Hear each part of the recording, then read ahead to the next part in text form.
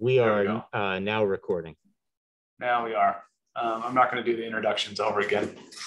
For those watching this later on, trust me, we did introductions. Would anyone else from the public like to introduce themselves? If not, we can move on.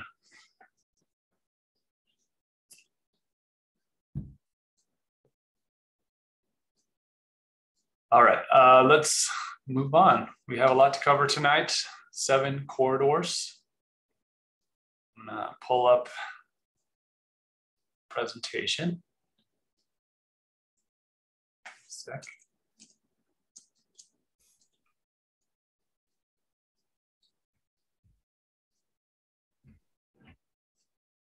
All right. So I hope most of you are familiar with this project by now. So it's called Quick Strike. It's a project that we've been talking about for around 9 months or so with the public. And we have a new batch of designs that we're here to review with you all. We met back in November on these. And since then we've had some back and forth with the designers. And now we're ready to share the updated designs and get your feedback on them. So if you recall, this project stems from a grant that we applied for and were awarded last year, $1.4 million for design and construction of 7 in Movimiento bike boulevard projects. And the catch is that the projects have to be designed and constructed relatively quickly. So here we have our timeline and a map of the projects and some of the project goals. You can see in our timeline that we are still in our 2nd round of design review. So there'll be another round probably next month. Generally, each round of design review is shorter as we kind of narrow in on what we want the final designs to be. If you look at the project goals, you'll see that we're focused on calming the streets to make them more pleasant places to ride and walk. So even if you don't want to ride a bike yourself, you'll still enjoy the benefits of living or working in an area where there are fewer speeding cars. So we shared this last time, but I just want to reiterate that these corridor projects align with what we heard during the Movimiento planning process, that aggressive driving, high vehicle speeds are a problem in East San Jose, and that the community desires not just safer streets, but better connections. I think if you look at this map and the map on the previous page, you start to see a nice network of streets that will allow people to access a lot of what East San Jose has to offer.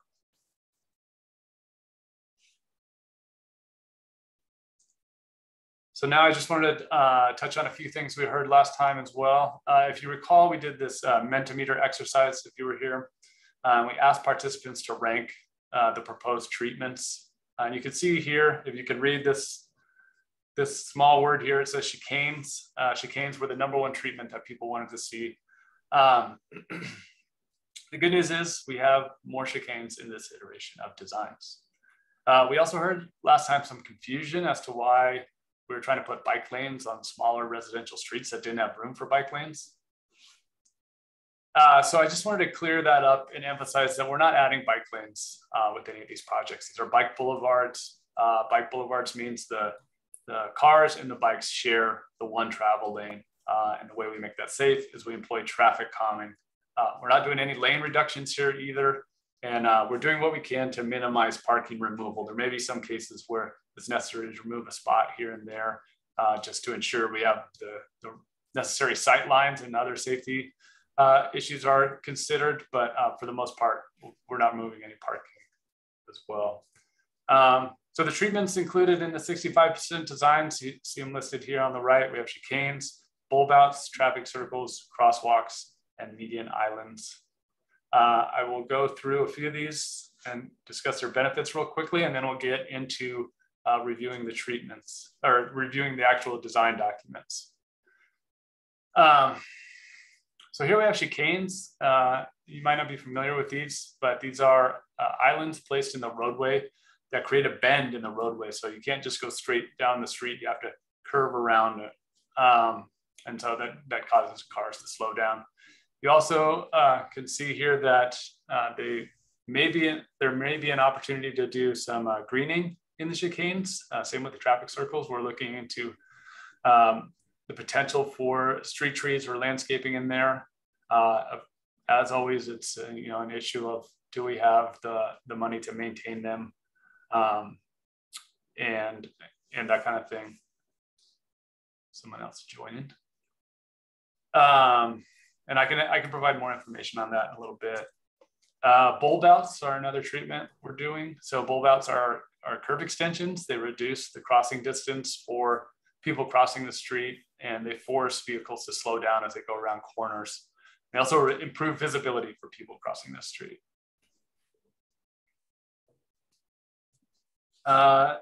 Next, I want to talk about pinch points. This is a situation where you combine a median island, see there in the middle, and then bulb outs on the side. So this picture is a bigger roadway than what we're dealing with here, but it gives you an idea of what I'm talking about, the combination of bulb outs and median islands. So these encourage drivers to slow down by visually narrowing the roadway. It's kind of like when you drive through like a toll booth, how there's enough room for your car to fit, but it feels narrow, so you tend to slow down when you go through there. So those are the three treatments that I wanted to highlight. Now I'd like to turn to the actual designs, and we'll just go corridor by corridor, and you can provide your feedback. We're structuring this similar to how we do our design review when it's an internal DOT design review, where we're going to ask for your feedback, and then we're just going to write your comments right on the actual designs and collect them all that way. So make sure we'll collect them in real time, and you'll be able to make sure that what we're writing down is what you're trying to say. Nick, do you have the designs ready to go? I do, and I will go ahead and share those. Find my share screen. There it is. Stop share. Okay, there we go.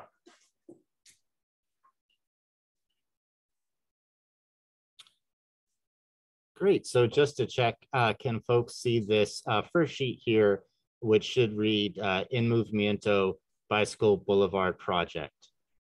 I can see it, but the print below that heading is very, very small and illegible. Okay. Yeah. Thank you, Joan. I'll be zooming in as we go over the project. Great.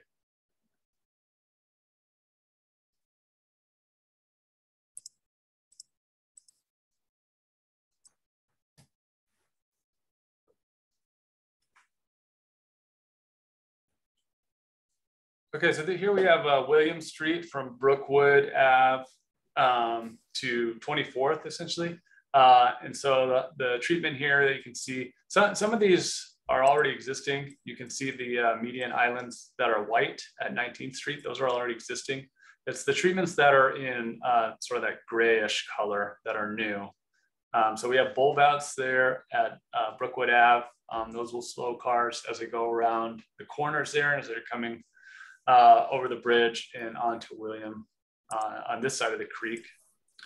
Then if you move down to 18th Street, you can see we have a median island there, like the ones already at 19th Street.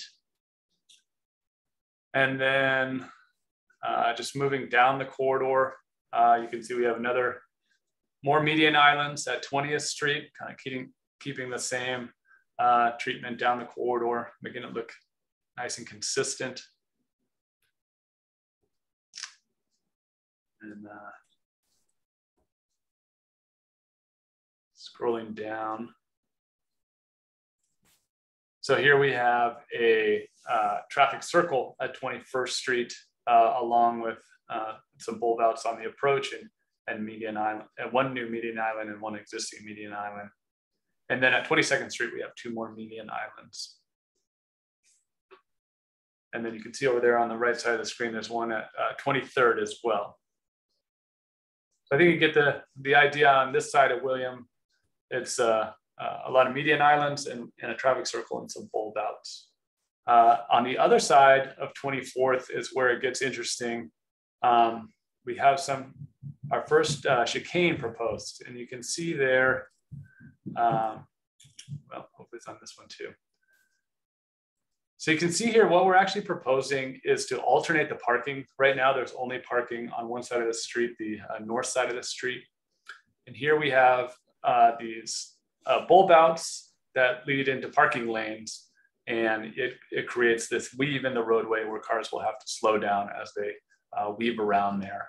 So we're alternating the parking and adding islands to create a weave to slow cars down. And we do that twice on this stretch. This is kind of a long straightaway. So to switch back and forth will hopefully slow the vehicles down to a more acceptable speed. And then as you get to the corner at Bonita Avenue, we have some bulb outs and a high visibility crosswalk, and then a new traffic circle at Bonita. I think last time we heard some mentions that cars were turning onto William Court pretty fast moving from Bonita Ave. So that's what we have for William. Let's go to the comments now. If anyone has any thoughts on these designs, feel free to speak out, and we can document your feedback. Yeah, go ahead, Joan. I have a question. When you call them traffic circles, are those similar to those like roundabouts that are currently on East San Antonio at 19th, 21st, and 23rd? Yes and no. So the traffic circles at that you're referring to on San Antonio are quick build. Even though this is called quick strike, and we initially thought these would be quick build materials, we're going for more permanent materials, more hardscape. So these will be built out of concrete, hopefully some landscaping in the middle, much more robust than the ones that are mostly just paint and plastic. Okay, so they'll have a little bit of elevation to encourage people to actually use them as designed. Right. Because right. One thing that I would like to point out, as you were saying that people were turning from William onto Bonita, say they're traveling east and they're going to turn north. Some people, instead of actually going around the roundabout, they just cut it off and then just go to the right of it. So that's something that, I mean, you can't prevent it by the elements that you're inputting. That's just that my input I've noticed on San Antonio. Yeah, I have to admit that when I'm on my bike, I do that occasionally. I definitely wouldn't do that in a car. I don't know of a design solution for that sort of reckless driving. Ashley, do you have any thoughts on that situation? And I'm sorry, I wasn't asking for a solution. I was just making an observation. Sure. Yeah, are you talking about people cutting through the quick build traffic circles? I mean, circumventing them instead of going around them as they should, they just go this way. Right, and that got you. Oh, I see. Okay. Yeah, potentially we could look at even at this location, potentially providing splitter islands to kind of guide people more, if not in concrete, if we don't have enough room in concrete, but maybe with some striping and some ceramic domes to see if that's a little bit more uncomfortable for that movement. So I think that's an excellent point. Yeah, when we get to the Bonita project, I believe there actually is a splitter island here. It's just not shown here because this is the William project. But let's double check that when we get to Bonita. I see that Caitlin has her hand raised. Hi, Caitlin.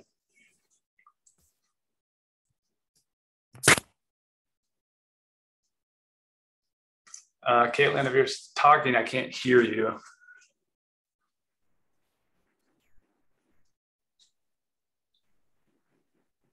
Does anyone else hear Caitlin? No. Oh, I almost heard something. I can hear, you're just starting to come through. Okay, better now? Yeah, that's better. Thank you for bearing with me.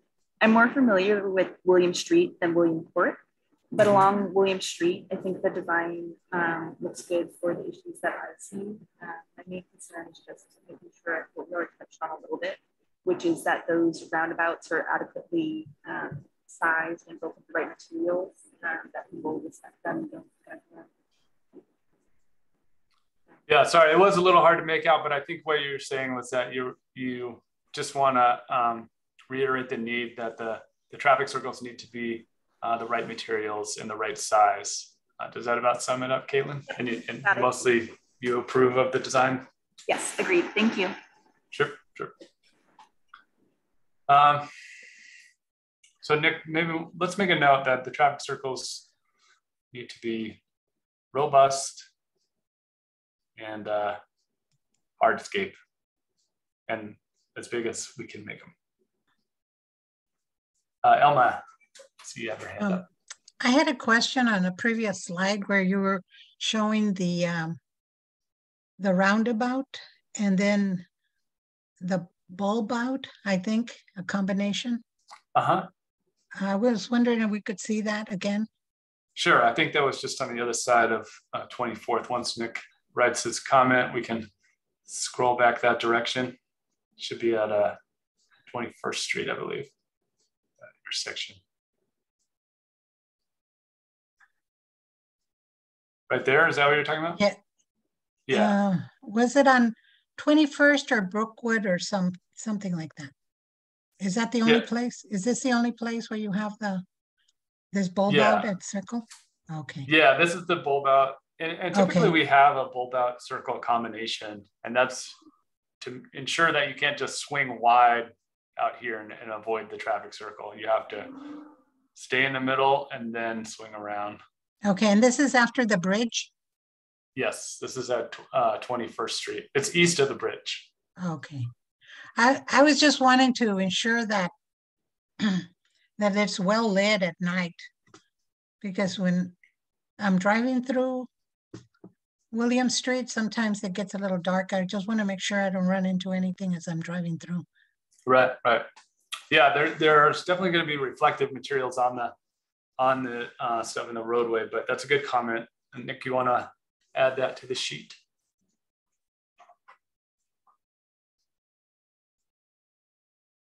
I will do. Thank you so much, Elma, for that comment. Thank you.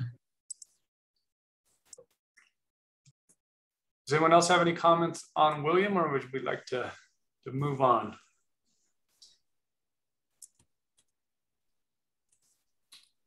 All right, Nick, when you're done typing, we can move on to the next corridor.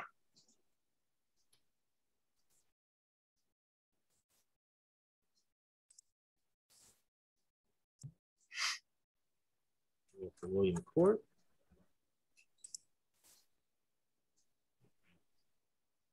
Can I just ask, what do people think about alternating the parking? Do you guys have any concerns about that? Do you like the idea? I like the idea. I'm certain as long as there isn't a net reduction of parking, that people would be just fine with it. Okay, great. Yeah, we haven't done the analysis on whether that would result in a loss or a gain of parking, but that is definitely something we'd look at before the final designs. This is Elma, and I think wherever you're removing parking, I think that'll be might be a concern. Yeah. So that analysis is important. Thanks, Elma. Okay, so this is 21st Street. So we're going north-south now as we go left to right. So 21st at Santa Clara is this first intersection, and you can see we have bulb outs there just to slow the cars as they turn on to Santa Clara or turn off of Santa Clara onto 21st Street.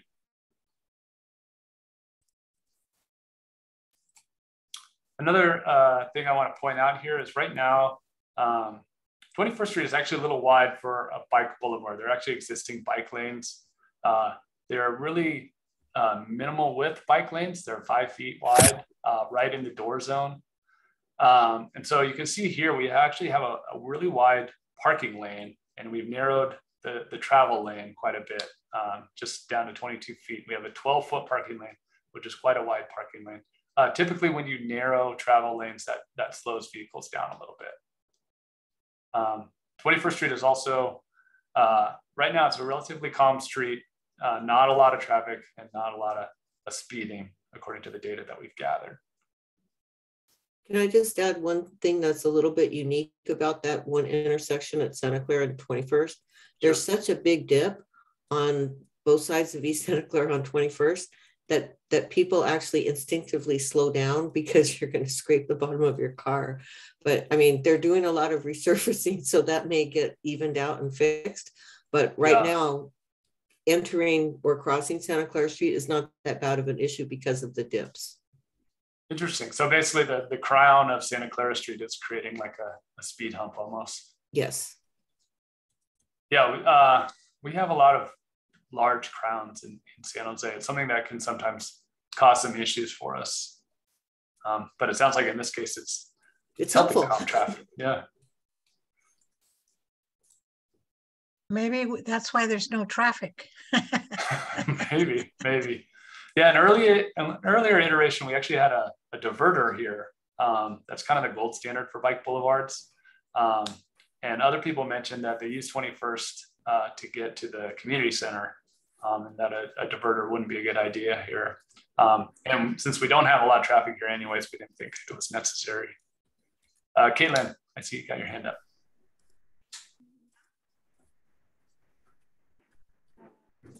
Can you hear me now? Really hard to hear you. If you could speak up. All right. From last time, I think this is a really great design improvement. If I recall correctly, we previously had we're blocking south of Santa Clara onto 21st. And I think allowing the free traffic is a major benefit and will minimize impact on the road. So I really appreciate the development in this area from last time. So I think what Caitlin said was just exactly what I was just getting at, that we used to have the diverter, but she prefers this. Is that what you're saying, Caitlin? Yep. Great. Correct. Thanks. Sure. Yeah, Pete, if I can just jump in for one quick second. Go for it. We thank you for your great comments, Caitlin, and just for you and for any other folks. If you are having any audio issues, feel free to put your comments in the chat, and we'll read those out over the course of the meeting. And even if you just feel more comfortable adding comments that way, please feel free to use the chat as well. Thanks. And this is Joan. If I could just add one more thing. The other reason that I'm glad the diverter is not part of the plan is because there will be an affordable housing project going in there. So they'll need access as well as to the community center. Thanks, Joan. Nick, do you want to move on down the corridor?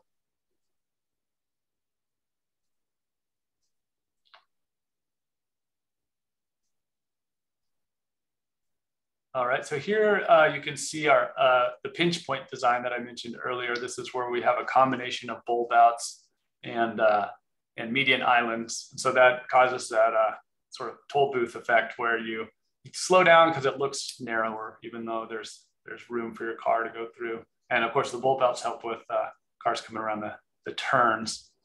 And then as we go further south to the right, we get to San Antonio where there's that existing traffic circle. And here we're showing that as a hardened traffic circle. So that would improve what's out there today. We'd be switching from the quick build materials to more concrete, as I showed in that picture.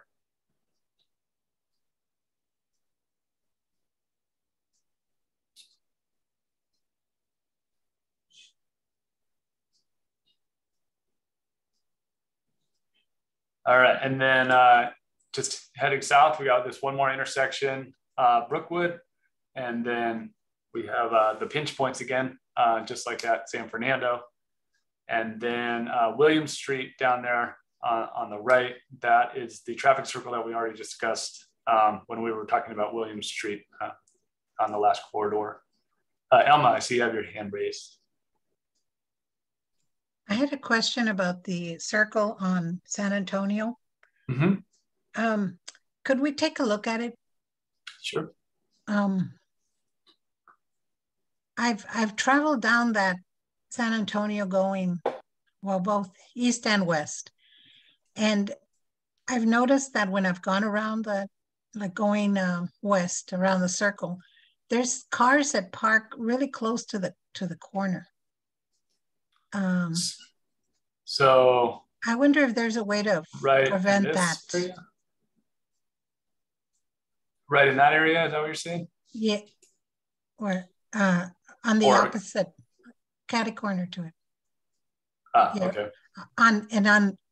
It'll be on San Antonio going, like say I was driving to the university. Yeah, so San Antonio is going up and down in this picture. I see. Yeah. Yeah. It's different than the normal cardinal direction. I'm looking at it wrong. But yeah, so you see those bulb outs that we're showing on 21st Street here and here. Those would be concrete curbs, like I showed earlier, and we would have them here and here and here and here. Okay. And we don't want people parking that close to the traffic circle. We want to keep to the intersection. We want to keep the sight lines clear, right? So people can see people crossing the street. They shouldn't be parking there right now anyways, but we know not everyone follows the rules. Okay.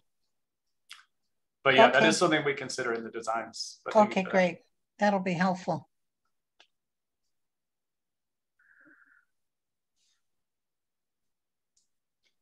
And the buses will be able to get through there too, even with the bulb outs, right? Yeah, one of the ways, we don't have the final designs of the actual traffic circles finished yet, but there's a way you can do it where it's mountable for the buses, but you would still discourage cars from trying to go up on top of it. Okay. Yeah, but that is one of the challenges for designing the traffic circles on this stretch, is that we have to allow for the buses to get through. Yeah. Okay, thank you. And anyone else? We have a comment from Joan that says, I like the draft proposals for South 21st Street. Will be especially helpful for pedestrians. So thank you for that comment, Joan. Yeah, thanks. Anyone else have anything on 21st? Should we move on? I think 28th is the next one. 28th to Bonita.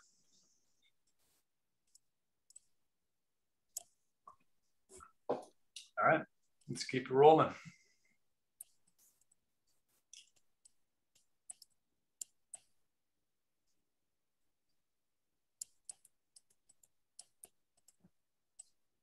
All right, so here we go. This is 28th Street, just south of Santa Clara Street there. You can see, like we have on 21st Street, we have some pinch points here with the median islands and the bulb outs. I think we have these at each of the intersections as we head south. Do you want to keep scrolling, Nick? Yeah, absolutely. Sorry, it's just looking at our chat there real quick. Yeah, you're doing a lot. And just navigating these PDFs, it's not a great program to navigate around. So like I was saying, just pinch points at Short Ridge and San Fernando. And then I think if we scroll down, we'll see we have them at the other intersection as well. Yep. Go. And then we actually have some right before San Antonio. Does anyone have any comments on this portion of 28th before? We consider 28th and Bonita to be one route. And so we kind of lump them together, but we can talk about them separately if anyone has any comments on this portion of 28th.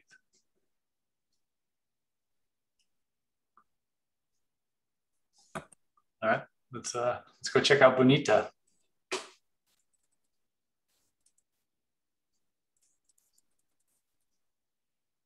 Okay, so this is Bonita, just south of San Antonio. Here we have a median island as you approach San Antonio.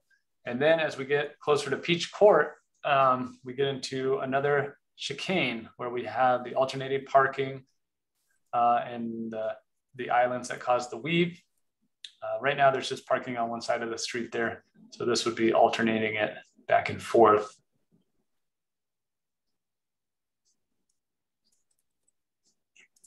And then this is what I was talking about when we were talking about William Court. You can see if someone wants to cut that turn off coming from William to Bonita, they're going to run into it's not going to be an easier turn. They're going to have to swerve around the median island there.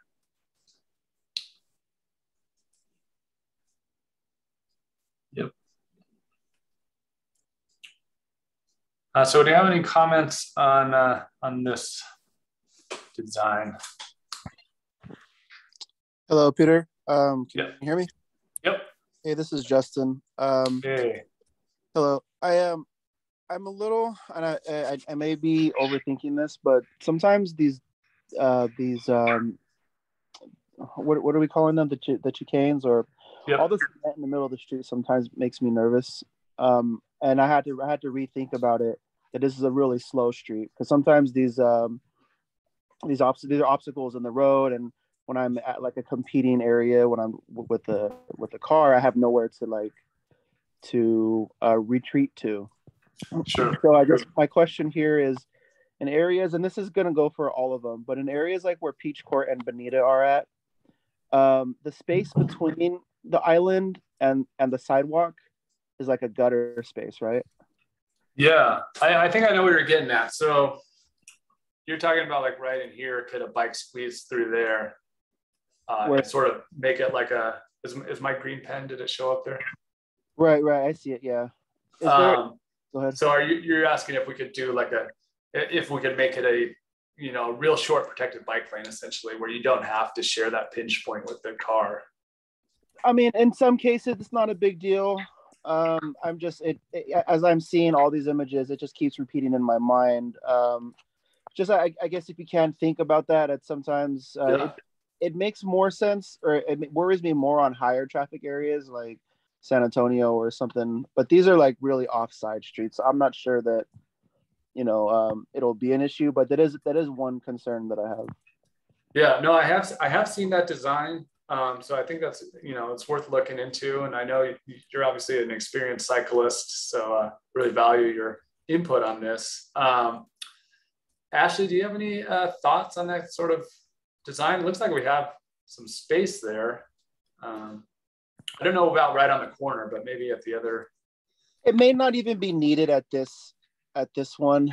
I'd say to like Santa Clara, where the traffic does get a little bit more aggressive. Like Bonita is like really, it's like near like a bunch of apartment complexes, and it's really slow.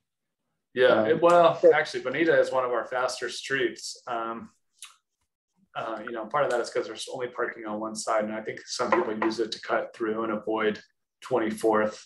But hopefully, with these improvements, we'll really slow it down some. I'll have to go out there and check and see like which ones would really make me nervous. But yeah, I don't think it's something that we have to look at all of them. But some areas, it just makes me a little bit nervous when I see some of these pinch points about having to manage that conflict when a car and a bike are like both there, and we're both going like 15 miles an hour. Right. Yeah, got it. Okay, Nick, you want to write that down on this? We can say it for here and other pinch points. Yeah, I think you may have similar thoughts about 33rd Street. We have some of these as well. So I think that if we did bring the bike between the bulb out and the curb line, that it would result in more parking loss too. Just a design consideration from that. And I would hesitate to move the bike out of the travel lane into its own separate lane, only for them to then return to the travel lane. So it's such a short distance that I'm not sure if it's the safest movement for the bike. But I think that the point of a car and a bike occupying that same space is a very, very good point, and that we should definitely look into how that can be enhanced from a bike perspective. Yeah, thanks for saying that. I think one look would, or I guess one question I would say is like, do we need concrete from the point where it makes the pinch all the way to the gutter? Like, I mean, I don't know exactly how wide that is, or but like, let's say I guess that's 8 feet of concrete, right? So it would be without the gutter pan, so it'd be about 6 feet of concrete. I guess how would it look like, or would it not have an impact if it was 3 feet of concrete or 4 feet? We could definitely look into that. We also don't want it to have such a small appearance where vehicles would try to Right. Okay. through. So I didn't understand like the complications of like why do we need the whole concrete, but that makes sense about like visibility too for the cars. I know I've seen the design you're talking about elsewhere, but I'm not that familiar with it. Why or when it's supposed to be used, so we can look into that as well. You know, I think it is on William Street currently, so definitely we'll take a look closer into that and see, you know, if that is something that we can incorporate with this. Any other comments on Bonita here? All right, let's head on over to 33rd, I believe is the next one. I think we're making pretty good time here. Last time we did this, we broke up the meeting into two meetings. We still have 45 minutes and we're on our fourth corridor already, so that's good. So here we are, 33rd Street. This is the northern tip of it in this area. That's Melody Lane there, as you can see. This stretch was improved recently because of the school there. So we do have some median islands, but there's already a bulb out and some nice crosswalks there. So there are the median islands there that you can see. And then just moving south, there's that existing crosswalk. And then as we get to McKee, we have some new median islands there. Does anyone have any opinions on this McKee intersection? I know it's not the greatest place.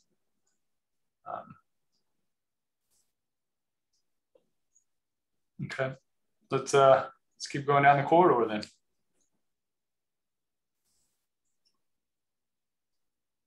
So between McKee and Alum Rock, the roadway gets a little funky. We have these offset intersections. So we have some bulb outs on the corners there. Slow cars as they go around the corners as they turn on to 33rd. And then we get to another chicane with the alternate side parking. So weaving back and forth there.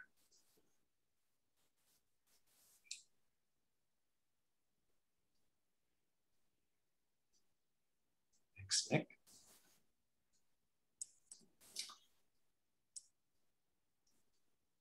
And then another, I don't know if you would call this two T intersections or another very offset intersection. But again, we have bulb outs in chicane as we approach Alum Rock. And then right at the corner of Alum Rock, we have some tiny little bulb outs. It's already pretty narrow there.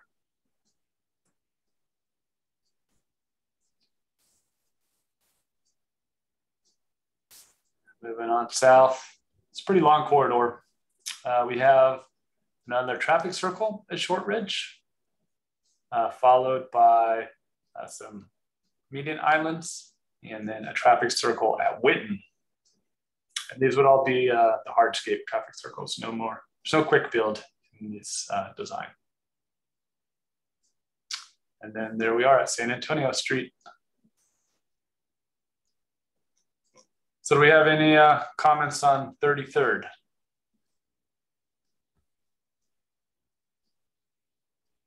I just, one thing I wanted to say is that this is not going to happen anytime soon, but one idea that I think is pretty exciting is when the Lower Silver Creek Trail gets built out, you know, it goes perpendicular to 33rd up there near Melody Lane.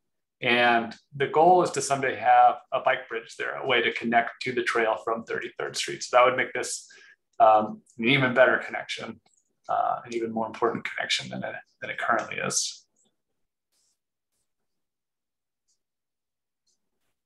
And folks, please just let me know if there's any particular intersection that you'd like to go back and look at again. I'm happy to scroll around so we can take a look at it. Real quick, Peter, on your comments about the Silver Creek Trail, I don't see the map here, but where are you saying that it's going to connect to You talking about Lower Silver Creek Trail? Is that by like? Can you give me a reference of where we're at and the Lower Silver Creek Trail? I mean, I can hop on Google. Yeah, so if you look on Google Maps and go to where we were at the northern section of 33rd Street, I think it's Melody Lane is the farther northern street.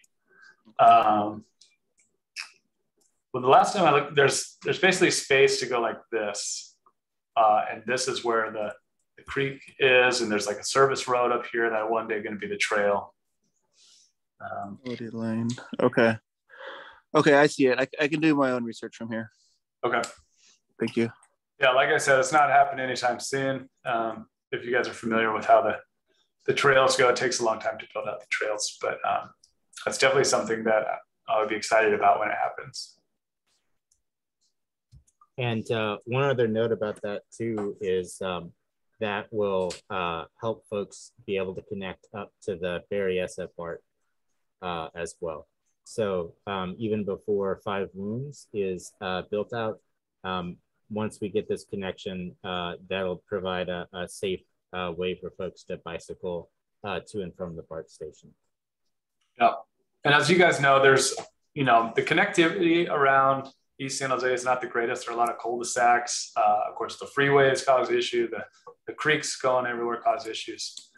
So the more that we can bridge those barriers, the more mobility and accessibility we're going to have. All right, let's keep it moving unless anyone has any comments.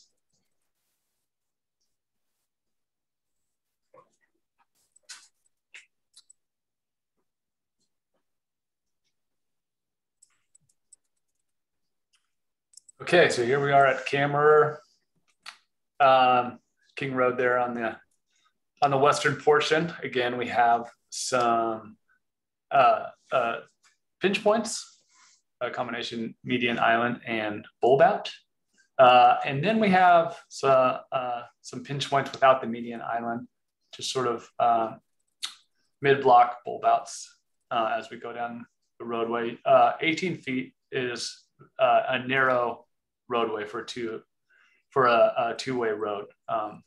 Generally, our smallest lane widths are 10 feet, so you would expect 20 feet. We could do 9-foot lanes. We have them in places in the city, but that's going to feel, as you go through those gates, that'll feel narrow for drivers and cause them to slow down. And then just moving on down the corridor, you start to see more and more bulb outs. This is already a pretty narrow street, so just slowing down people as they go around the corners, keeping them towards the center of the roadway, which will cause them to slow down.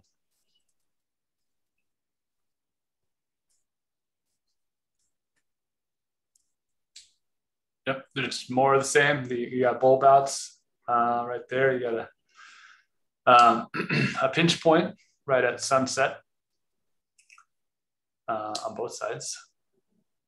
And then some bulb outs as we continue on down towards the community center there. Yep, some bulb outs.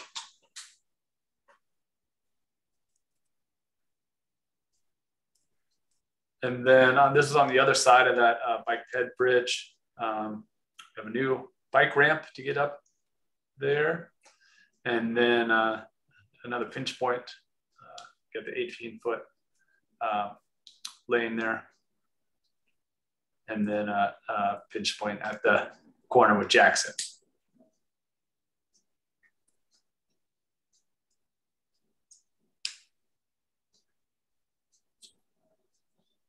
All right, so I think we got 2 more corridors, Sunset and Jose Figueres.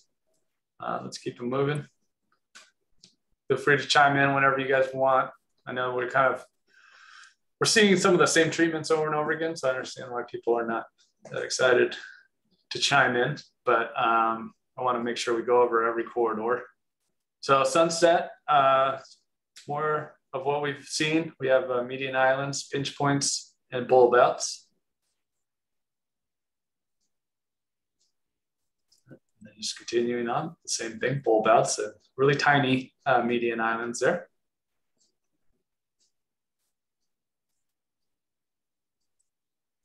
some more offset intersections and T intersections. Then we get to San Antonio. You can see some pinch points there on the left and some bulb outs on the right. Then we have some mid-block pinch points with the 18-foot width. Some more, and then we're down there at Camera. That's the intersection we just looked at on last corridor, but it's rotated, but you can see pinch points. Elma, so you got your hand raised. Can we go back to Sunset in San Antonio? Sure.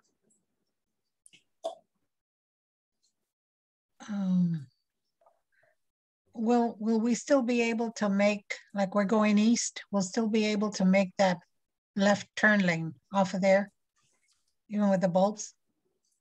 Yeah, so if you're coming down Sunset and you want to turn left onto San Antonio, is that what you're asking? Let's see. Like that?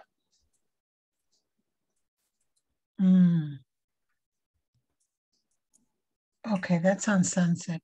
Okay, that's fine. I actually was going on San Antonio, making a left onto Sunset. So there just will be bulbs there, but I could still make the left turn on San Antonio. Okay. Yeah, there won't be any. Just be narrow. Yeah. Yeah, it won't be any turn restrictions. You'll just have to be cautious, which is what we want everyone to be as they're driving around. Okay, got it. Thank you. Sure. And just as a side note, we will run a turning template on that with a vehicle, so to make sure that they can make the turn without riding up on the center median or on the side. Thanks, Ashley. Yeah, Elma, I don't know if you drive an 18-wheeler, you might have some trouble making the turn, but assuming you drive a normal size car, I think you should be good. Yeah, I drive a normal size car. Clarifying, Peter, because yes, you absolutely would have trouble with an 18-wheeler. Thank you. Yep. All right. Anything else on San Antonio Sunset?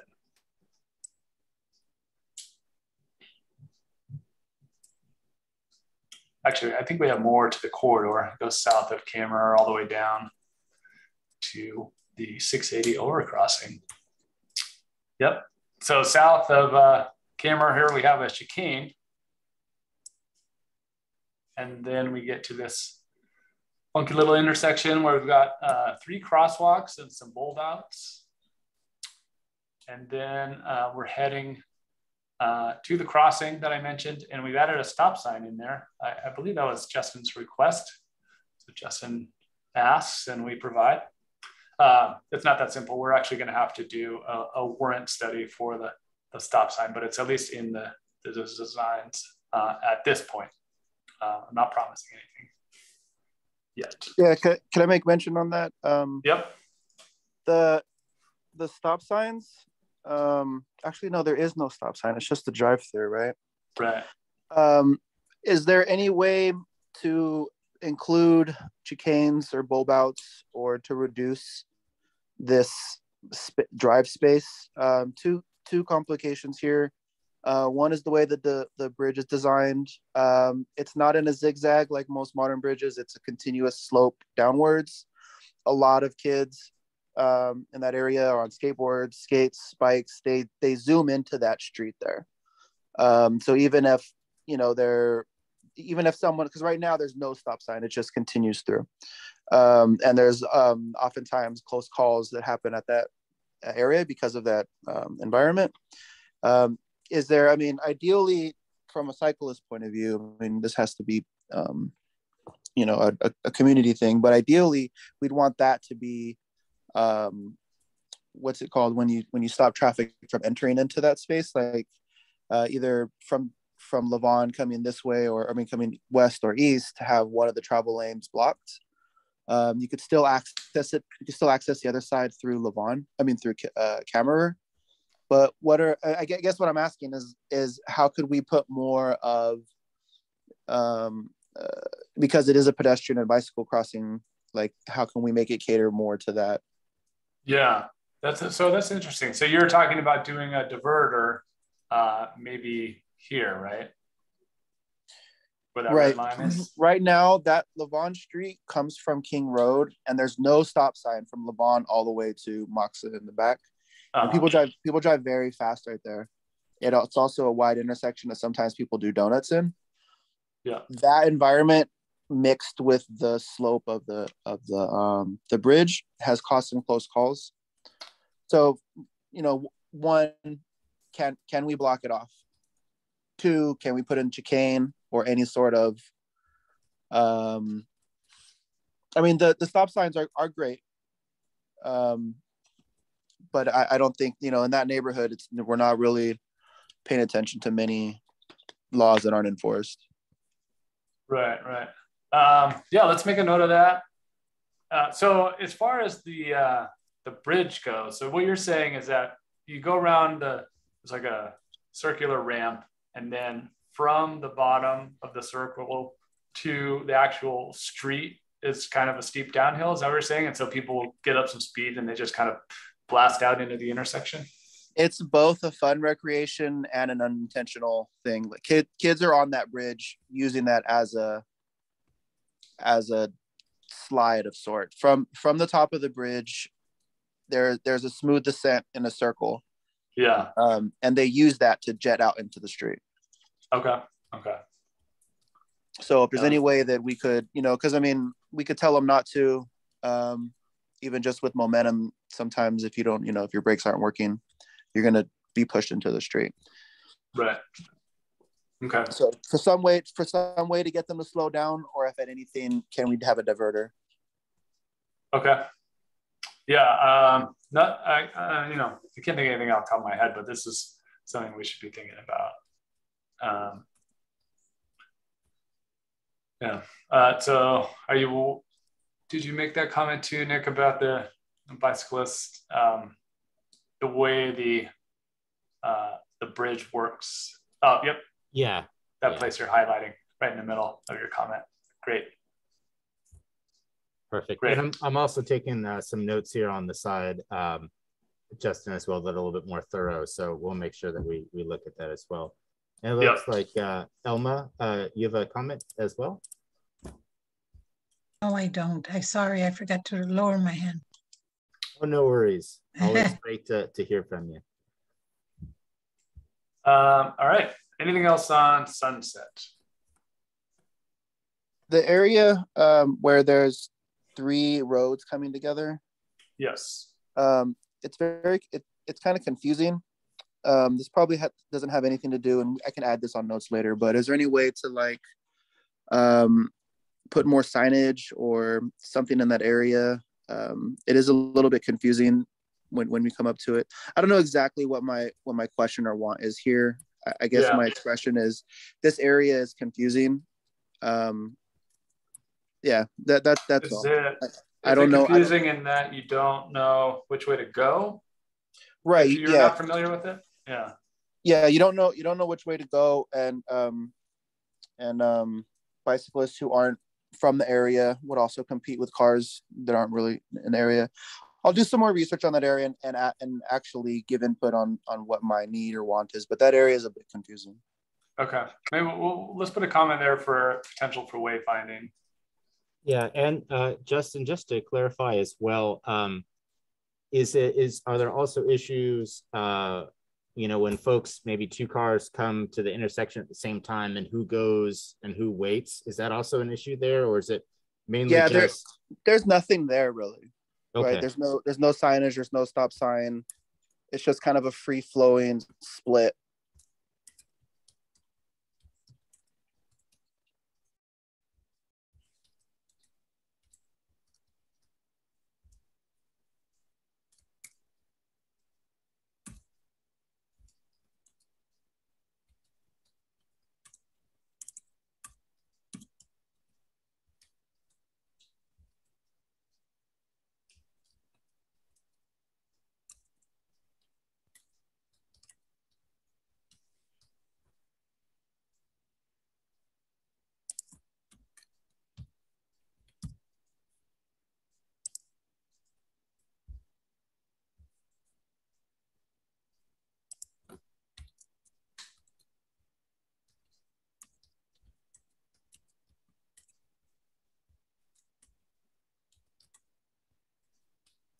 Great. Any other comments here on Sunset?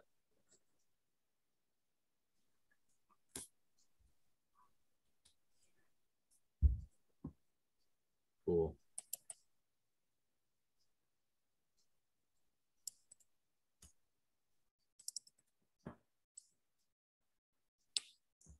All right, and I think it's our last corridor. This is Jose Figueres, and then we continue on south of Alum Rock with Scharf and Packing Place and Doburn. So starting from the north on the Key Road, we have a pinch point there with the median islands and the bulb outs. You see that new crosswalk there at Rio Barranca Court? That is a raised crosswalk. This is the only one we have in the designs at this point. So that will act as not only a place for people to cross, but also similar to a speed hump, slow cars down. Someone was mentioning I think it was Joan was mentioning the crown of the roadway. That's actually why we can't do more raised crosswalks, because so many of our roadways have large crowns. It makes it so if you were to do a raised crosswalk on top of a roadway with a large crown like that, you would basically be making too much of a hill for people in wheelchairs to just cross the street. It wouldn't comply with the ADA. Either that or it wouldn't be an effective speed hump. But it works in this location. We tried to get them almost on every corridor, but this is the only location that we did identify that really works. So continuing to move south.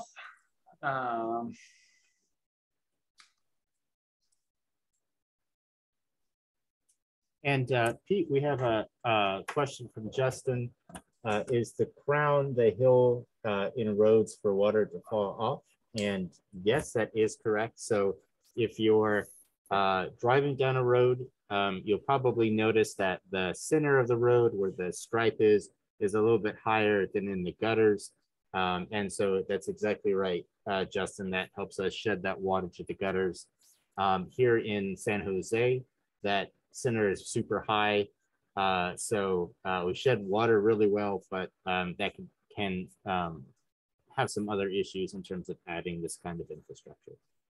Yeah, and part of the reason that it gets so high in San Jose is that we just pave over the roadways when they get banged up instead of doing a full resurfacing. It's a lot more expensive to do the full resurfacing and resetting the crown. So some of those streets with really big crowns are due to just years and years of resurfacing on top of it instead of resetting the crown. That's my understanding. I'm not an engineer. Ashley can maybe speak to that more, but that's how I understand it to be. Here we are at El Rancho Verde, where we have some bulb outs and an extension of that median that's out there already, creating sort of a pinch. Shah, I see you have your hand raised.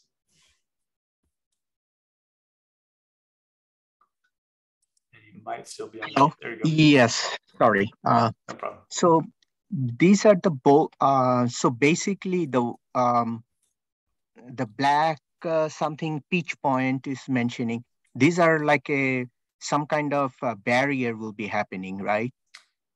Yeah, it'll be like a concrete curb. Okay. Or island. You'll still be able to drive through them.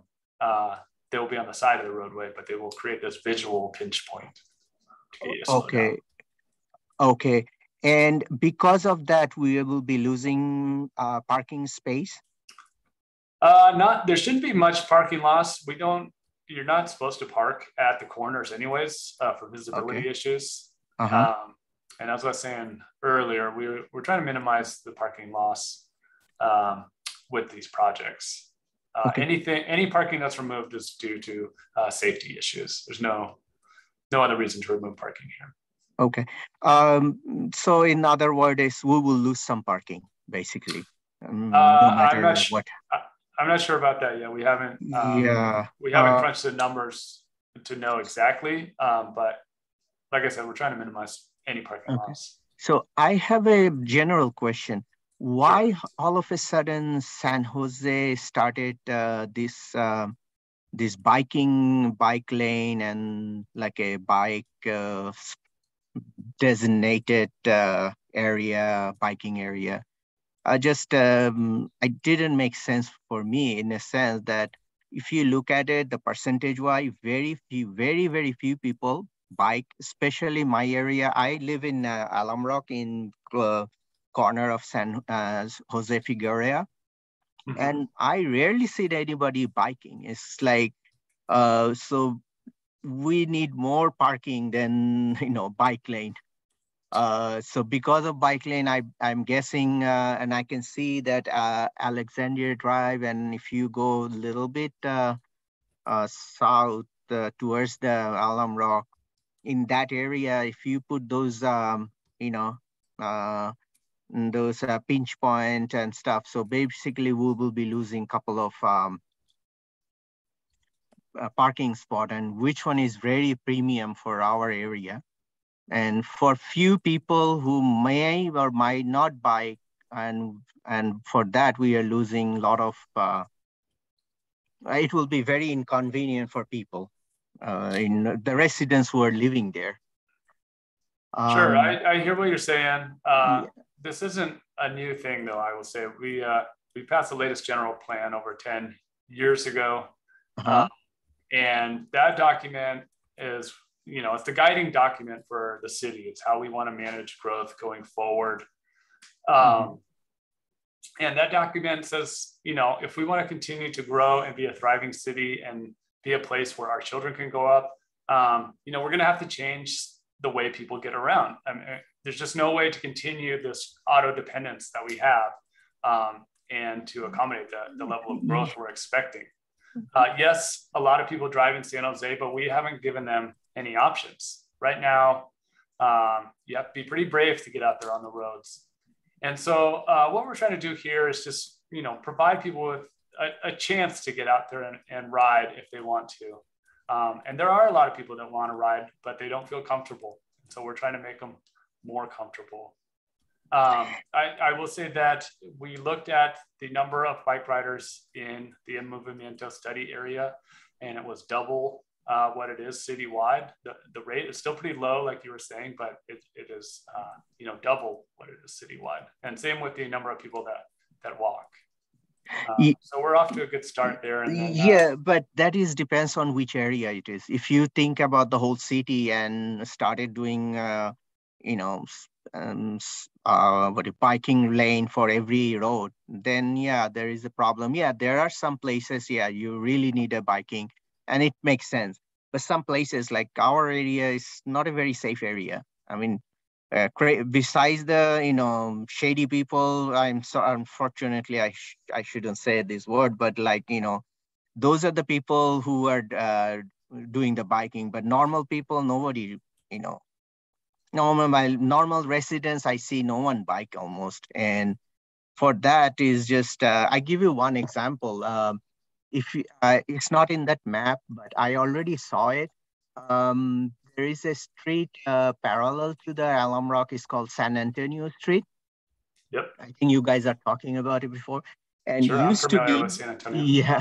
So San Antonio and Jackson Avenue. That area used to be like in San Antonio. There used to be like a 2-lane both sides. Now it's 1 lane for bike and took it out. So it's now become 1 lane for each side. And because of that, right now it's already in pandemic time, but it still is already get busy. Like it take you a long time. I didn't use that much, but when I saw it all the time, especially the morning time. I saw it that you said, especially if you familiar with that San Antonio Street and Jackson, there is a right turn and left turn. In the right turn, you can make a right turn when the light is red in your side. But now, because of they put the barrier stuff, you cannot. You have to wait until it get green, then you make a right turn, and it's become a big, choking point basically. So these are the things, small thing is, it will, people will get fed up in the future. I understand that, yeah, you need a bike lane for some other places, which one you really needed, but not, everywhere. That was my, comment. And I guess this will also happen, that we will lose a couple of parking because of this, and it will be more hectic for even for the driving people. It will be a little bit, especially I can see that if you put some kind of, let me see, what is this one? Can you move this? Is it possible to move this thing to your left hand side a little bit? I wanted to see the structure on the. No. It is Jose Figueroa and close to maybe Alum Rock, that area. So that'd be to the. Yeah. Yes. Or maybe down a little bit. Yes. If you look at it, say pitch. No. You are going down too much. Yes. Yeah. No. It will be a little bit up. Sorry. You see Jose Figueroa, and it's so. I see in the middle. What is this sign? It said, yes, this is the one. What is this one? Yeah, that looks like median there. That wouldn't have any impact on parking. Yeah, it will, because there is no medium currently right now. Yeah, so, you can see though in the pictures there, we have an 11-foot parking lane. Yes. Oh no, not this side. Sorry. And then an 8-foot parking lane on the south side. So there's parking on both sides of the street there in this configuration. Okay. It's 8 feet into that side. Okay. Yeah. Yeah, it looks like that bulb out is covering up looks like a 9-foot parking lane there. But yeah, we're not, like I said, we're not removing parking unless we have to for safety purposes. And what about the Jose Figueroa and Alum Rock? Yeah, same thing. Looks like there's the parking lane there. Okay. Yeah.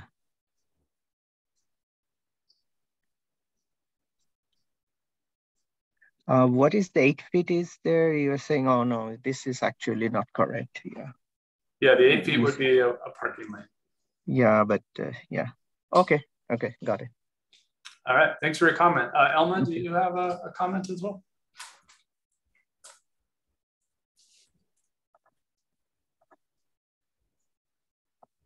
Elma, did she have her hand raised? Yes, can we move up to Alexian and Jose Figueres? Sure. Absolutely. Okay, so this intersection already is really dangerous because I'm not saying that the traffic circle that might help, but that street already naturally curves. Yeah. And so as we're making that turn, it's like you're practically like having to go really slow because you don't know if there's oncoming traffic, and it almost feels like the front of your hood is sort of going into the other lane. Yeah. Opposing lane. So it's like I wish there was a way to make that a smoother turn. Maybe eliminating the parking, more of the parking on that corner.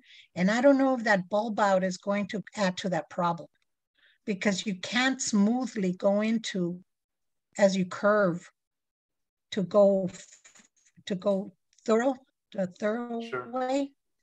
And it's like you turn and the front of your hood goes into the next lane.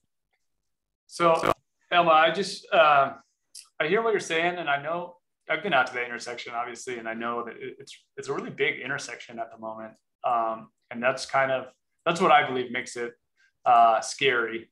Generally, when you have wide space, that means vehicles speed up. I also just want to acknowledge it's kind of counterintuitive when we're talking about traffic calming, because we're putting stuff in that may make you feel somewhat uncomfortable as a driver, and that's what causes people to slow down, right? That's what causes the calming. And so that's the effect that we want. I think what you're talking about with, feeling like your car is going into the other lane, the traffic circle should help with that, because there's one of the good things about traffic circles is they limit the chances of a head-on collision. Like the cars that are heading south will be, I don't know how wide that is, but 20 feet away from you as you're heading north. So there'll be less concern about a head-on collision there.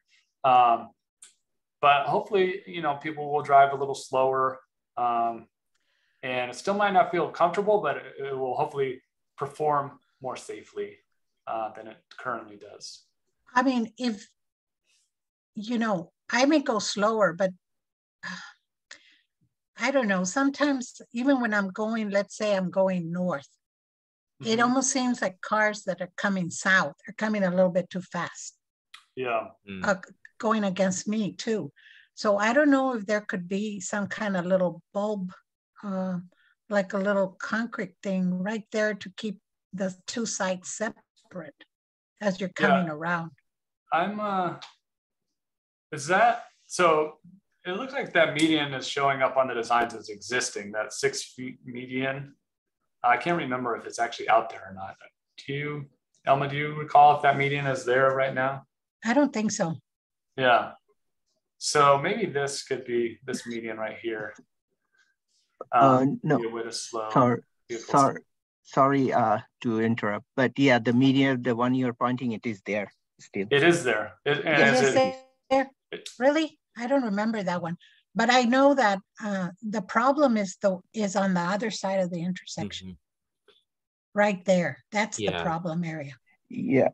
And one thing I just wanted to point out too, Elma, and this is a really good point that you're bringing up, is that we're putting this triangle in here, and that's working to address that exact comment that you have, which is essentially that triangle there is to push these cars out this way and bring these cars in this way. And this is obviously exaggerated. I see. Okay, got it. So, I thought it was going to be, I thought that was a bulb out rather than, okay, got it. So you're going to be able to go around, you're going to be able to go around it and then keep going straight. Right. And that's the separation. Okay, that makes me feel better. Yeah, and so just to clarify for folks, you can make a turn this way if you wanted to make a turn, or you can continue on straight. And exactly, it's a great point. This triangle will help make sure that people on Jose Figueres are spaced out a little bit more coming into that round. Yeah, okay, that's good. Okay, that makes me feel better. All right, great. Thanks, Nick, for clarifying that. Should we move south of Alum Rock? Rick, just one thing. I made a mistake. I just did the Google map. Yeah, that 6 feet what you're pointing to, it's not there anymore. That's not I was messed up with the other one. I just go to the Google map. There are some medians on the street, but I couldn't remember if there's that. No, so that one. Not one. Like the next one in your left hand side, that one is there. This one is there. Yeah, you can see at the very left of the screen where it's white, that's existing, and the plan here is to extend it all the way to El Rancho Verde. And I'll double check what this one is, if this is just paint in the roadway or if that's going to be a curb or something like that. We'll figure that one out. But that would just add more to the roadway. Yeah, and just as a final thought on this, because folks are bringing up some great points here. A lot of this proposals here are really looking at kind of channelizing the traffic so that because the road bends and there's a lot of driveways, we want to make sure that people are following a safe path through these intersections and also a consistent one. So, if you're coming off of El Rancho Verde here, you're not going to try and, cut the corner, right?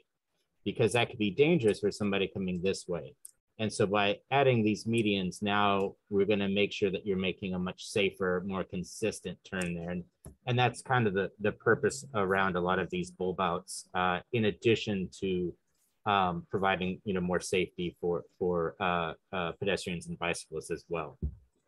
Yeah, anything that that slows the traffic on Jose Figueras, I look forward to, because people drive too fast.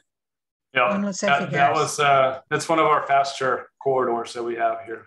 So definitely hear what you're saying there, Elma. Mm-hmm. Let's keep it moving. We only have a few more minutes in our time window. I can stay over a little bit, but I want to be respectful of everyone. So this is just south of Alum Rock there on what is now called Scharf. And you can see, again, we have some bulb outs and some median islands. This is a pretty calm street as it is right now. Just continue on down. You have another curvy, funky intersection and a median island there.